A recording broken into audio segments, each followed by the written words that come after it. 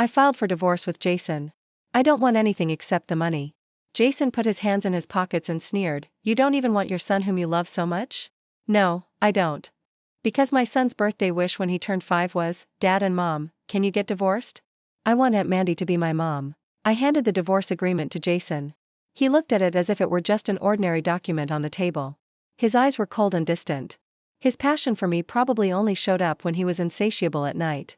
Vivian, you should know when to throw a tantrum. This is the company. He was certain that I wouldn't bear to divorce him. He thought it was just a means of being jealous. I'm not throwing a tantrum.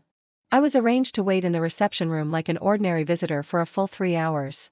And from time to time, I had to endure the pitying looks from others. How could it be called throwing a tantrum? Miss Mandy doesn't have to wait even a minute when she comes to see President Jason.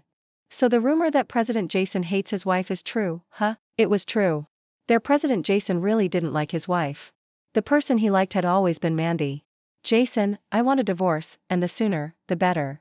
Vivian, what are you doing? Only then did Jason lower his eyes to look at the agreement. Vivian, is this all the money you want from the divorce? Yes, when I got pregnant unexpectedly back then, he originally intended to use this sum of money as compensation for me and make me stay away from him. But I didn't leave, because I was a transmigrator who came to complete tasks in this novel world. Giving birth to Olive and marrying him were tasks assigned to me by the system. Unfortunately, no matter how hard I tried, I couldn't warm Jason's heart. There was no future for us. Let this money be the belated compensation. The $50 million on the agreement was a drop in the bucket for him, but for me, it was a huge sum, enough for me to live a happy life. Jason stood up and looked down at me condescendingly. The expensive custom-made suit made him look even taller and straighter. He put his hands in his pockets and sneered. Only want the money? You don't even want your son whom you love so much? I smiled faintly and said, no, I don't. I used to love Olive very much. After all, he was connected to me by blood. In the past 5 years, I had poured all my patience and love into every stage of his growth. Maybe it was because of hate everything related to the person one hates. Jason had little affection for Olive. When he first saw Olive after he was born, he just said faintly, he looks a lot like Vivian. Then he threw Olive to the nanny at home. Strangely enough, Olive liked Jason very much. He had an excellent language talent.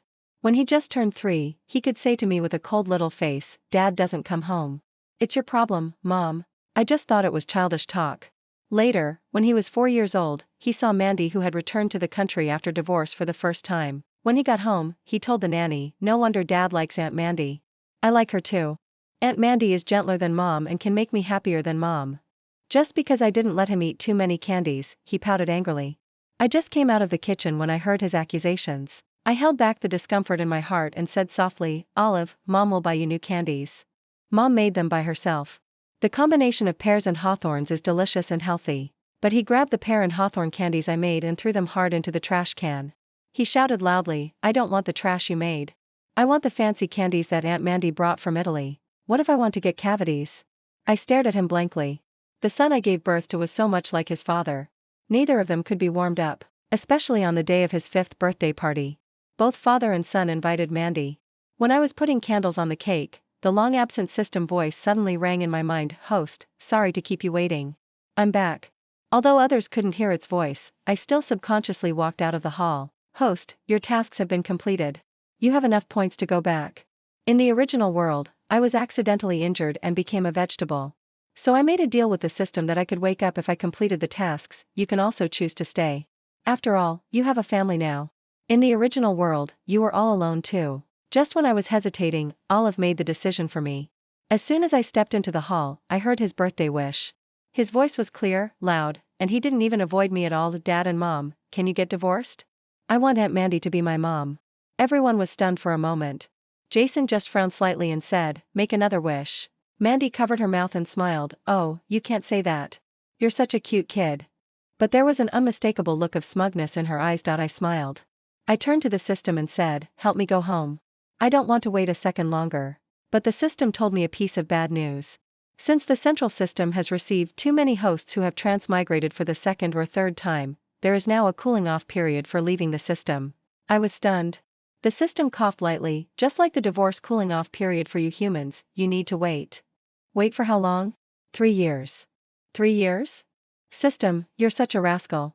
Aren't you afraid that things will be too late? The system was stunned for a moment and said, Host, your swearing is rather sophisticated. After being silent for 3 seconds, it said, as compensation for my long absence, I'll add 1/3 of the points for you. You can exchange them for being in perfect health when you wake up from the vegetative state. Okay, then I'll get divorced first. That's why I'm standing in Jason's office now. Jason, let's get divorced. Jason lit a cigarette with a snap. He blew out a smoke ring and smiled in a roguish way. Vivian, have you forgotten? Who was it that said she would die without Olive 5 years ago? Those words were mine. That year when Jason heard the news that Mandy got married abroad, he tormented me fiercely all night. The next day, I had a high fever and burned alone in the room for 3 days. I forgot to take the medicine in a daze. Later, I found out that I was pregnant with Olive. When Jason knew about it, at first he coldly asked me to abort Olive. I remembered what the system said: if you abort it now, it means the task fails. Host, you know the consequences. So I had to beg Jason, if the child is gone, I'll die. If I hadn't begged him with his ruthless style in the business world, he would have had plenty of ways to deal with me. Jason was a ruthless person to everyone, including himself. His only weakness was Mandy, who had lived with him in the welfare home and had saved his life. Later, Mandy was adopted by a wealthy family. Jason had been wild since he was a child.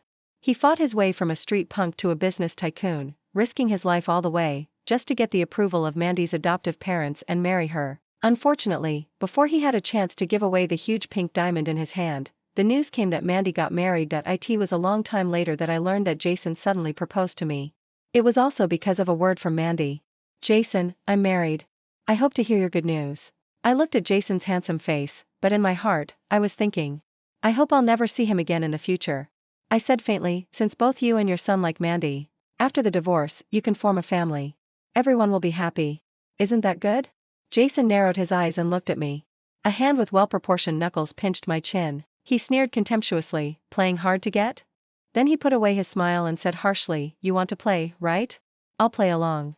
Add one more clause. After the divorce, without my permission, you are never allowed to see Olive privately. Was he threatening me? If it were in the past, this would have been a fatal blow to me. Because love makes people have weaknesses. But now I don't want to love anyone anymore. So I have no weaknesses. Under his provocative gaze, I replied calmly, okay. He was stunned for a moment, and his eyes darkened. He grabbed a pen and scribbled on the agreement a few times, then he threw a copy to me. I picked up the agreement and turned to leave. Jason gritted his back teeth. Vivian, get out of the Jason family's house tonight. That's fine too. My current mood was surprisingly calm. But then I stopped and smiled as I asked him, we haven't got the divorce certificate yet. Are you asking me to leave early? I won't leave for nothing. Please pay the alimony in advance. Thank you. There was a trace of anger on Jason's face. However, based on my understanding of him, he was quite generous when it came to money. As expected, I would receive that 50 million tomorrow. That's good. Watching Vivian walk out of the office without looking back, Jason felt inexplicably irritable. Just then, Assistant Zhang walked in with some documents.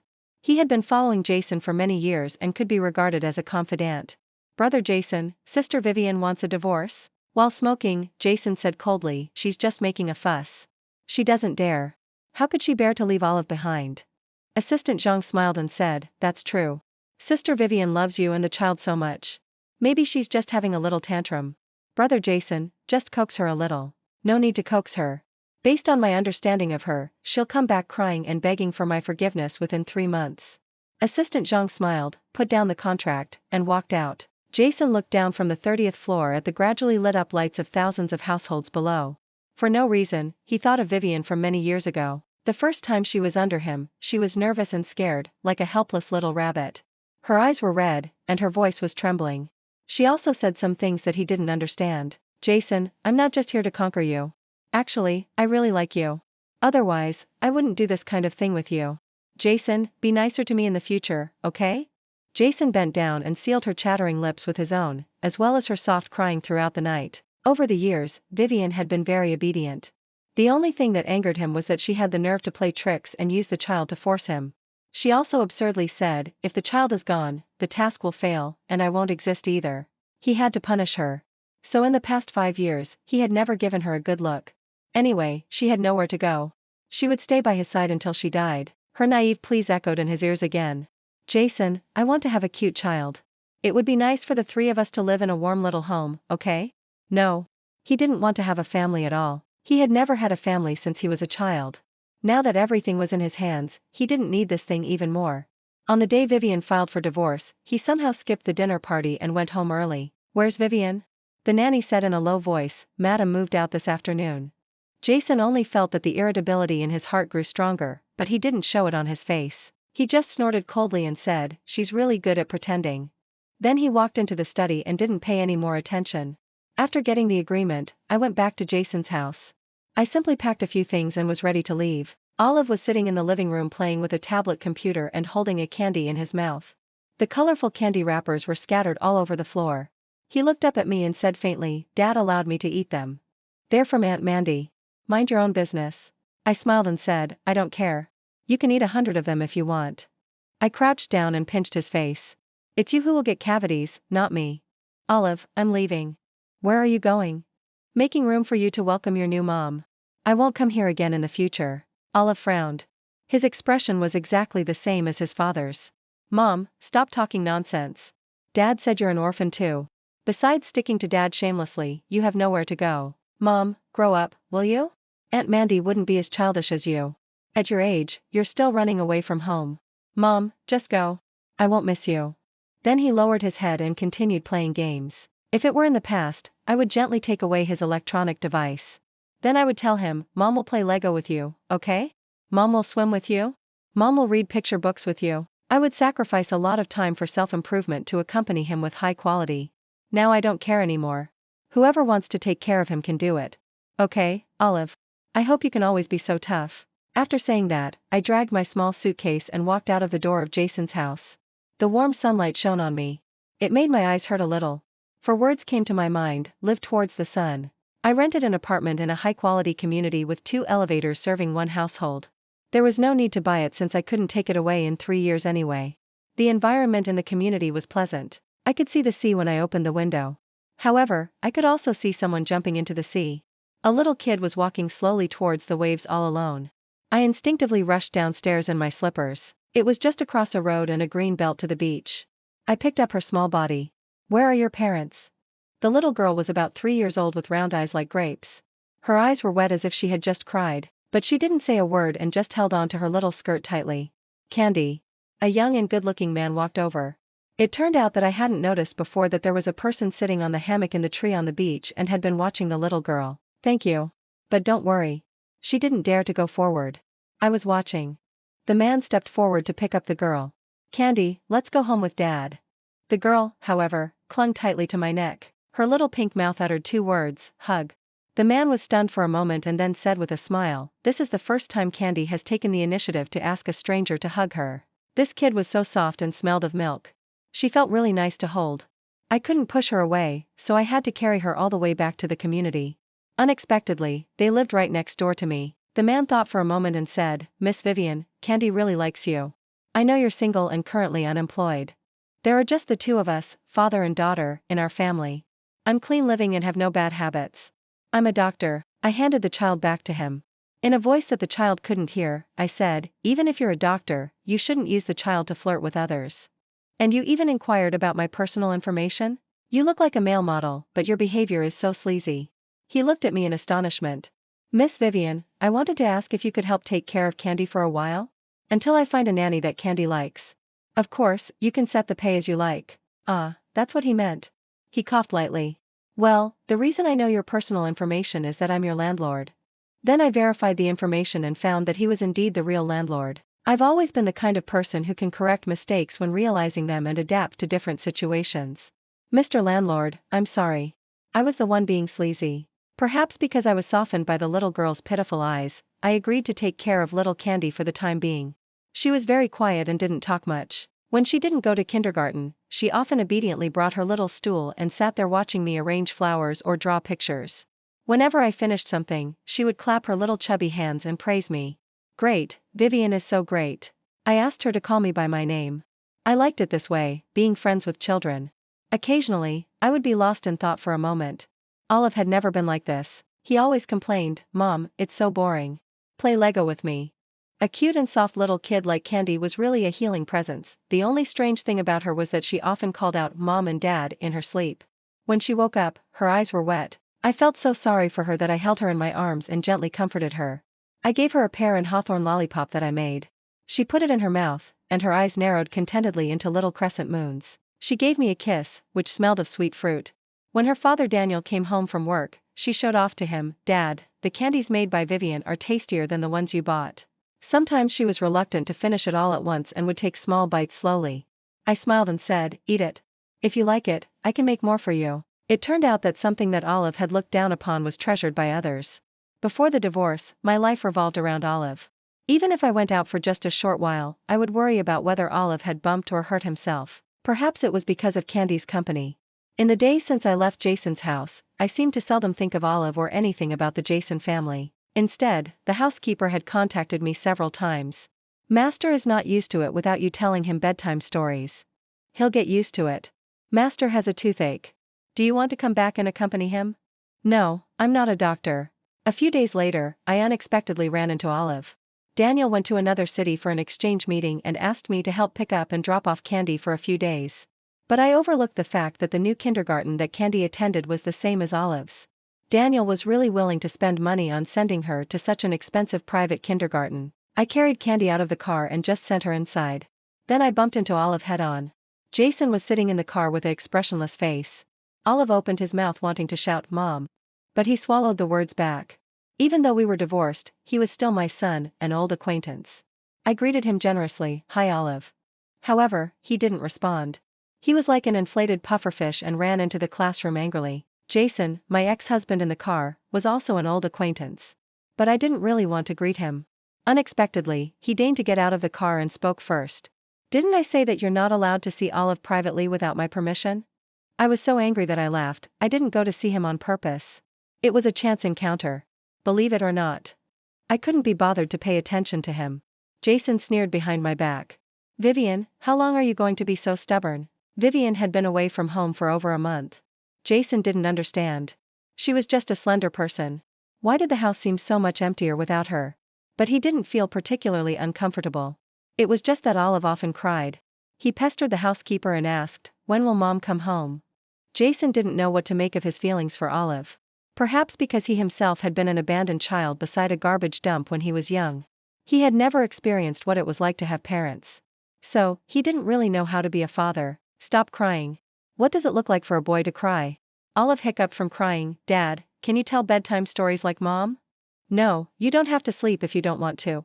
Olive was stunned for a moment. In the end, Jason still sat by Olive's little bed and told him stories. The more Jason told the stories, the more irritated he felt inside. He should have been in the study looking at financial statements. Why was he sitting here reading children's picture books? With a snap, he closed the picture book. "Turn off the light. Sleep if you want to." Anyway, he wasn't going to tell any more stories.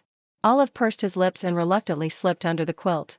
For the first time, he felt that Vivian's willful running away from home had disrupted the order of his life. This anger lingered until he saw her at Olive's kindergarten a few days later. The stuffy anger in his heart seemed to subside a little.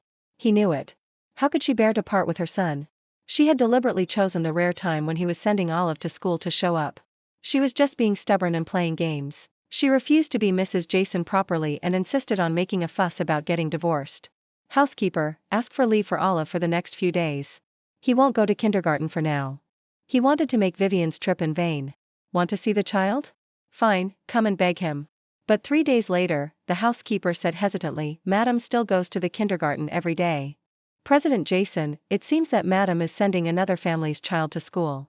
She didn't come specifically to see Master Olive." Jason was stunned for a moment. Daniel was quite trustworthy. In the 3rd month when I was taking care of Candy, he found a gentle aunt to look after her. Out of habit, I would still help when I was free. Rather than saying that I was looking after her, it was more like we were accompanying each other.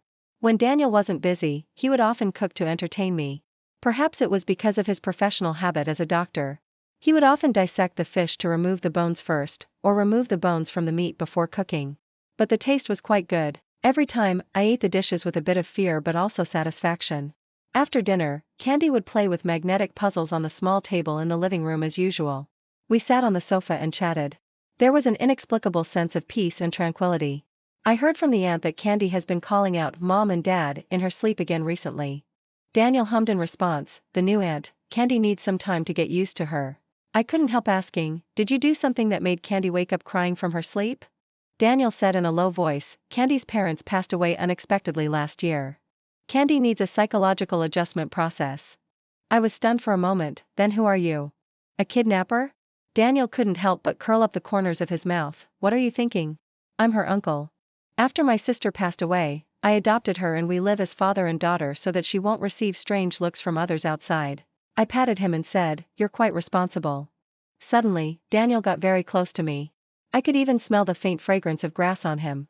Vivian, do you think a single man like me who is raising a child can be liked by a girl? Of course you can. You're handsome, capable at work, and most importantly, you're caring. Then do you like me? The topic changed so suddenly. I couldn't handle it. I can't. Why? I'm going home in 3 years. Daniel put away his faint smile. There was a bit of loneliness on his face. Vivian, can't you forget your ex-husband? I smiled and said, how could that be? I heard that he's getting married soon. Daniel's eyelashes fluttered slightly, and his eyes brightened. There was an unmistakable excitement in his voice. Really? Then should I give him a big gift and wish him a happy marriage? I was stunned for a moment. Daniel, why are you so excited that my ex-husband is getting married? He seemed as happy as if it were his own ex-husband getting married. Almost half a year had passed. Vivian showed no sign of going back to Jason's house at all. She seemed to have left cleanly and resolutely. Jason was busy every day and didn't think of Vivian very often. Olive also gradually stopped crying. He just often sat there in a daze, hugging the little puppet made by Vivian. But the nannies took good care of him. Jason didn't have anything to worry about. It was just that Mandy had hinted to him many times. Jason, would a pink diamond look good on my finger? It was also rumored everywhere that Jason was going to marry Mandy. He didn't know if Vivian had heard about it. In fact, Mandy was the person he had liked for a long time in his memory. Perhaps childhood memories were deeply engraved. Back then, when he first arrived at the welfare home, he was thin and weak, but his eyes were fierce, like a wild little leopard that refused to admit defeat. So he was often bullied by the bully among the children in the welfare home. That day, he was beaten up badly by them. It was Mandy who called the dean, and then the group of kids led by the bully scattered. Mandy smiled and handed him a fruit candy. Here, it's very sweet. Well, it was really sweet. It was the sweetest candy he had ever eaten when he was young. He had never doubted that Mandy was the woman he loved the most. However, there was a faint voice in a corner of his heart that seemed to disagree. For example, he was somehow driven to drive to Vivian's building unexpectedly. He watched Vivian walk into the community with a handsome man and a cute little girl, all smiling. He recognized that man. It was a bit of a surprise that Vivian knew such a person. Just when Vivian walked out alone, he stopped her and looked at her with a half-smile. Are you being so calm this time? When Vivian saw him, she was stunned for a moment and didn't say anything.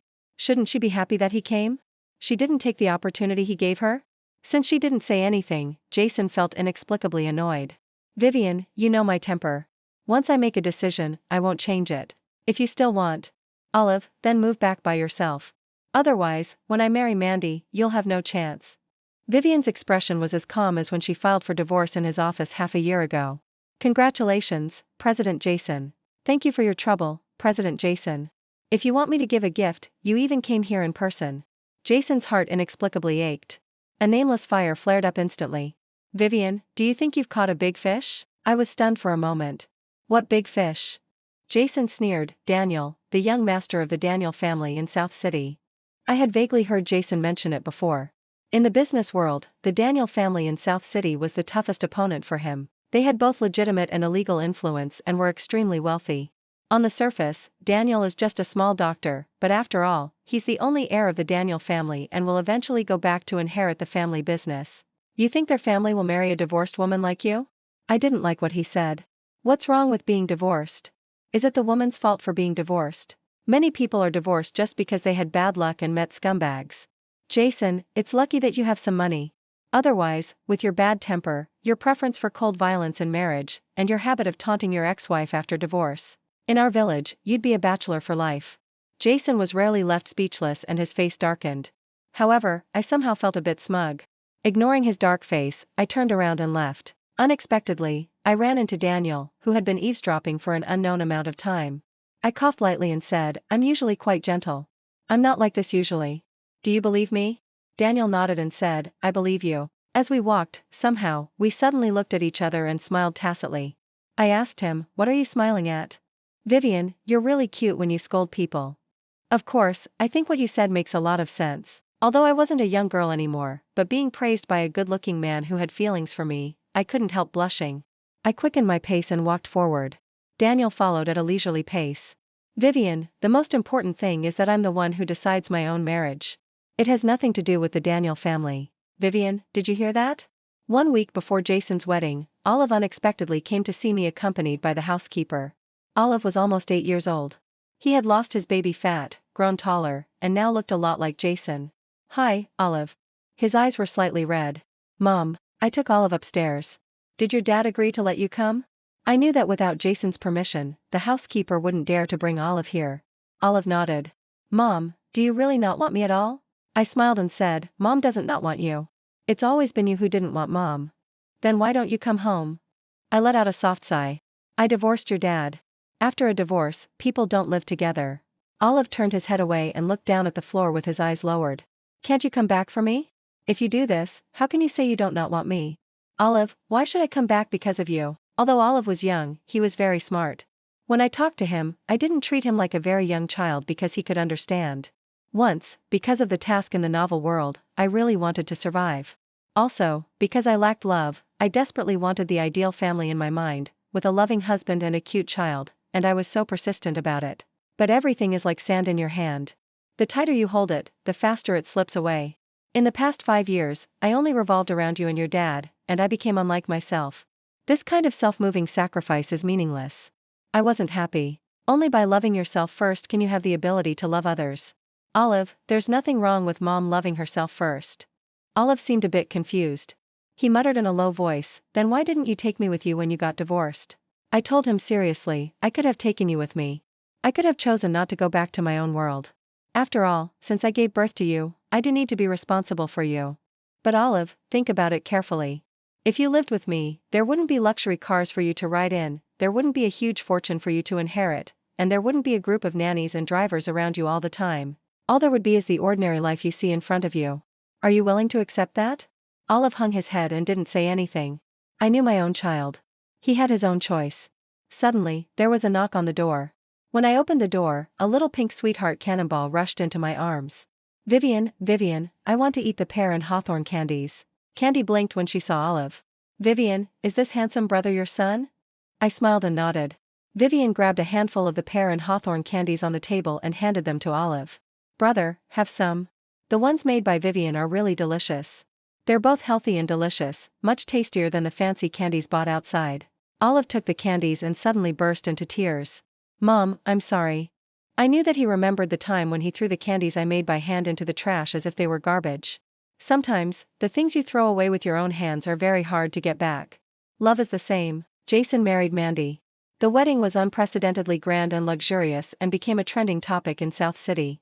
In the pictures, Mandy was smiling like a flower. However, Jason had an expressionless face. Olive, wearing an exquisite little suit, was the flower boy. His expression was exactly the same as his father's, and it was hard to tell what emotions he had. However, the birthday wish he made when he was 5 years old had finally come true. All I could say was, son, you made the wish yourself, so you have to face it. Strangely enough, when Jason got married, the happiest people were none other than Daniel and Candy. The father and daughter insisted on dragging me to the mountain villa for a vacation. Vivian, there's a beautiful starry sky there. We can also set off fireworks. Candy happily spun around in circles. I love watching fireworks the most. Seeing that Candy was gradually getting out of the shadow of losing her parents and becoming happier day by day, I was also quite happy. Under the night sky, we ate hot pot and cut watermelons. There were countless stars in the sky, fireflies flying around with their shiny butts, and frogs in the nearby pond croaking one after another. Actually, the life I wanted was just like this. But it wasn't here. It was in my original world. While handing me a piece of watermelon, Candy said, Vivian, you're not sad that your ex-husband got married, right? I almost choked on the watermelon. Who told you to ask that? Dad didn't tell me to ask. I asked on my own. Daniel's hand trembled a little when he was holding the tea. Vivian, don't be sad. You still have us. Even if that handsome brother calls someone else mom. But, you still have me. I can be your baby, okay? I smiled and pinched her chubby little face. What else do you want to say? Just say it all at once. Candy cleared her throat like an adult. If you think it's not enough that I'm your baby, my dad can also be your husband. This time it was my hand that trembled a little. Little Candy, as if afraid that the situation wasn't awkward enough, loudly asked Daniel, who seemed busy but actually wasn't doing anything useful at all beside her. Right, Dad, you can do it, right? You can be Vivian's husband, right? Daniel hummed softly. The tips of his ears turned slightly red. Then he looked up at the sky, at Candy, at the trees and the flowers, but just didn't look at me. Happy times always seem to pass quickly, as if an accelerator has been added. 3 years passed in a flash. To be honest, I had a quite pleasant life in the 3 years after the divorce. The only thing I regretted was why I hadn't divorced Jason earlier. Host, at 4 o'clock in the afternoon on the 3rd day of next month, the program will start. Stay or leave? Hearing my answer, the system seemed a bit surprised. Are you sure you want to leave? Vivian, I thought you would choose to stay. Jason couldn't tell whether he married Mandy more because he liked her or more because he wanted to anger Vivian. Life after marriage was very dull. Nothing had changed, but at the same time, everything had changed. He somehow developed a habit of drinking heavily. After downing a few glasses of strong liquor, his nerves were numbed, and instead, he felt that he was living a more real life. Otherwise, when he was sober, he always felt that there was a lingering shadow of Vivian in the house. Damn it. Why can I still see Vivian when I'm drunk? The other person's voice was cold, not at all like the soft-spoken Vivian. I'm Mandy, of course not Vivian. Jason, you have Vivian in your heart. Why did you marry me? The alcohol made his headache splitting, and he couldn't think about this question accurately at all. Did he have Vivian in his heart? No, right? He had always been cold to Vivian, thinking that she was dispensable. Did he? He vaguely remembered that when Mandy got married abroad back then, he was only slightly sad and didn't repeatedly regret why he hadn't chased after her abroad earlier. But after divorcing Vivian, it was like being cut by a dull knife. At first, he didn't feel any pain at all, but now it hurt again and again as if being torn apart. Actually, he also wanted a warm little family. In the past, he just stubbornly thought that he didn't need one. Mandy, what do you want? A divorce? The days filled with quarrels and curses were really tiring. She must be tired too. It turned out that not loving someone was such a tiring thing. Mandy bit her lower lip, and the corners of her eyes were red. Jason, you were the one who wanted to marry me. I'll never divorce you even if I die. Let's torture each other for the rest of our lives. Nobody will have an easy time. Mandy angrily stomped out in her high heels and slammed the door. Jason saw Olive opposite the study and closed the door expressionlessly. Was this still a home? Damn it. It's like 3 strangers living together. The red wine glass in his hand instantly smashed against the wall and shattered. Once broken, it could never be whole again. On the night before leaving, I couldn't fall asleep. It was very much like when I was a child and couldn't sleep the night before going on a long trip for the first time. I had told Olive and Candy that I was leaving. Olive had a calm expression. It was only when I said I was leaving that his eyes turned red. Mom, I can't make you stay. You are first and foremost yourself. I respect your decision. Olive, thank you for your understanding. After all, we were mother and son. There was no deep hatred between us, but we weren't that close either. The bond of blood couldn't be cut off. It was quite appropriate to just respect each other in this calm way. Candy's eyes were red from crying, but she still pretended to be generous. Vivian, I'm okay. You can go home if you want to. But you must think of me when you're up there. Whoa. I felt sorry for her and wiped away her tears. You make it sound like I'm going to heaven. I'm going home, baby. Don't cry so hard. Candy pouted. Dad is also secretly crying. I was stunned for a moment. Daniel crying? He was a big man over 1.8 meters tall. I hadn't seen him for over a week. I heard that the hospital had been very busy recently, and he even had to squeeze time to sleep. I thought about it and decided to see him one last time. I had never seen such a chaotic moment in the hospital. Blood spattered all over the entire wall. A group of doctors and nurses rushed the patient towards the operating room, and I caught a glimpse that the patient lying there was actually wearing a white coat. My pupils constricted. Who was that patient? I couldn't squeeze in, but someone told me, a middle-aged patient attacked a doctor with a weapon and then jumped off the building and killed himself. Dr. Lin, who was attacked, is an upright person with excellent medical skills. It's really heartbreaking. I pressed my hand to my chest. My heart was beating non-stop. I had met Dr. Lin before. He was Daniel's colleague and good friend, a gentle and kind good doctor. Then a few accusations from the patient's family members reached my ears. That Daniel is so heartless. He didn't rush to save Dr. Lin but rushed to save that murderer instead. Maybe he's jealous that Dr. Lin's medical skills are better than his. Perhaps there were already doctors rushing to save Dr. Lin, and Dr. Daniel couldn't squeeze in, so he went to save the murderer. Nonsense. They didn't understand anything. Daniel wasn't that kind of person. I didn't have the mood to argue with them and anxiously waited for the result of the operation. The door of the operating room opened. There were 2 pieces of good news. Dr. Lin's life was saved. There's no danger to his life. It's a medical miracle. Dr. Daniel also saved the murderer's life. Only then did I breathe a sigh of relief. I had the energy to properly talk to those uninformed family members of the patient just now. Dr. Lin was already being treated by expert doctors with superb medical skills. There was no need for Daniel to force his way in and cause chaos. This is a hospital, not a vegetable market. Does having more people mean it's better for selling vegetables? That murderer should be saved so that he can see with his own eyes that he's convicted, despised by the world, and condemned enough. Otherwise, it would be too easy for a scumbag like him to just die. Those people blushed and didn't say anything. I turned around and found that Daniel was eavesdropping again. He looked tired but he was smiling brightly. Vivian, thank you for defending me. Otherwise, I would have been wrongly accused to death. In a secluded place, he quietly asked me. You came to see me because you wanted to tell me that you won't leave tomorrow, right? I knew that he was talking about the matter of leaving the system. I smiled. Sorry, but I'm leaving tomorrow. Today was Mandy's birthday and she was holding a luxurious banquet in the villa. Jason let her do whatever she wanted. Now, apart from money, he couldn't give her anything else. Olive told the housekeeper yesterday that he was going to see Vivian. Jason also let him go. Nowadays, Olive didn't talk to Jason as much as he talked to the housekeeper or the nannies at home. Today, surprisingly, Olive took the initiative to knock on the door of Jason's study. His eyes were red, as if he had just cried. Jason frowned. Didn't I say that boys aren't allowed to cry casually? Yesterday you cried, and today you're still crying? Olive's voice was low. Mom is leaving today. She's going back to her own home and won't come back again. After saying that, Olive left. Jason sat there for a long time before he came to his senses. He took a deep drag on his cigarette. For some reason, he felt a bit flustered in his heart. He thought that Vivian wouldn't lie about this. It was her system that was going to take her back. Now, instead, he believed that she had a system. Jason grabbed the car keys on the table and wanted to go downstairs. As soon as he opened the door, Mandy was standing outside. She walked in and pushed the door closed behind her. Today is my birthday. Are you still going to look for her? Jason, you bastard. Have you thought about my feelings? Jason didn't refute. At this point, he couldn't refute anyway. Mandy pushed her body tightly against the door. She was crying and making a fuss, and more than half of her delicate makeup was ruined.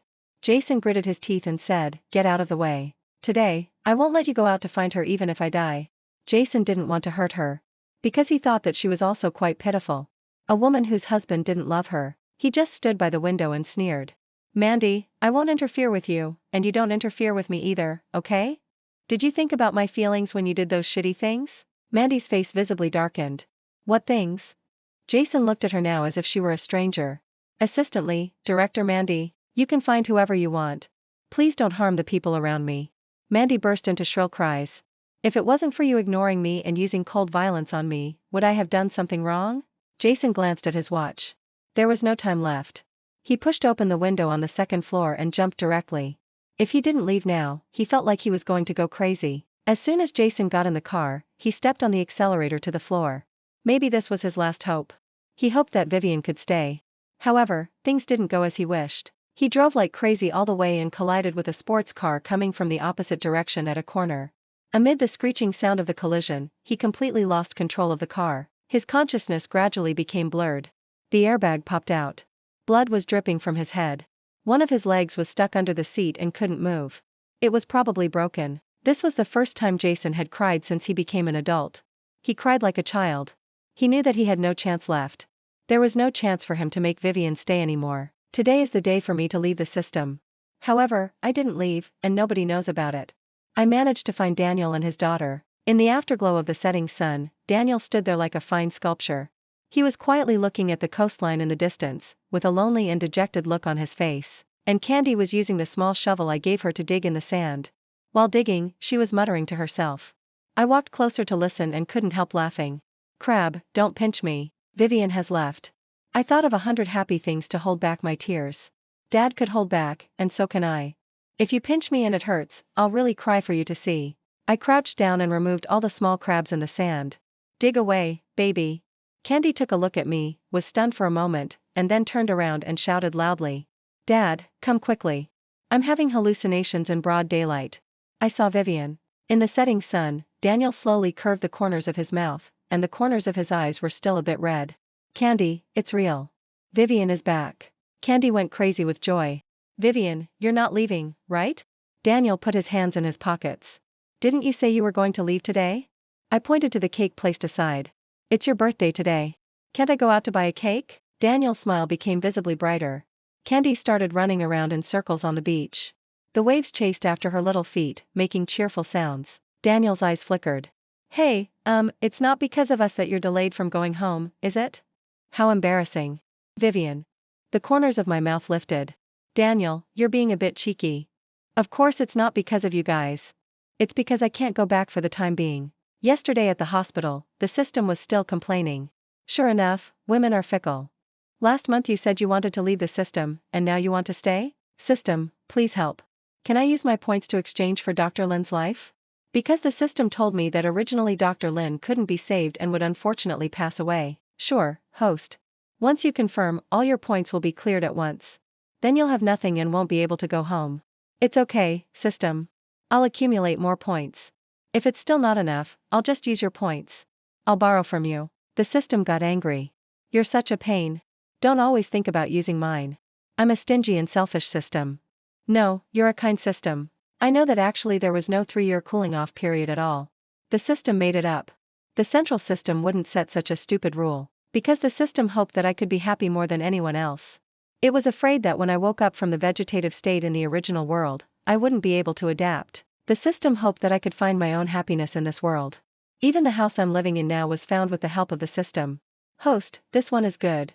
I feel that both you and I will get rich if we live here. What kind of wealth could it, as a system, get? It was just helping me meet the right people. The system's efforts weren't in vain. Thanks to it, I met Daniel and his daughter. In these 3 years, I experienced a very warm life. But system, I still want to go home. I made a deal with the system and used up all the points for going back to exchange for Dr. Lin's life. So I can't leave for the time being. When I finished saying this, Daniel suddenly froze and then tightly hugged me into his arms. Cold drops of liquid flowed into the nape of my neck. Vivian, thank you. Thank you for saving my colleague, for saving a good doctor. You're really, really, really nice. Candy clapped her hands and laughed beside us. Dad, are you ashamed? You're such a grown-up, but you cry more than I do. I smiled and pushed him away. Yeah, a big man who's 1.8 meters tall crying like this. Are you trying to create an ocean? Daniel straightened his body and coughed lightly. It's not 1.8 meters. I was stunned for a moment. What do you mean? It's 1.887 meters. That's my height. I burst out laughing, and Candy laughed along. Daniel asked me in a low voice, how long will you stay? That rascal of a system is helping me gather points. I should be able to go home in a year or so. Daniel hung his head and didn't say anything. When he looked up again, the corners of his eyes were slightly red. Then Candy and I should cherish this time. He thought for a moment and added, I won't cause you any trouble. We'll just be really good friends. I smiled and nodded. Half a year later, the system was reliable for once. Pain in the ass host. You've driven me crazy. Finally got the points for you. Oh, I can go home now.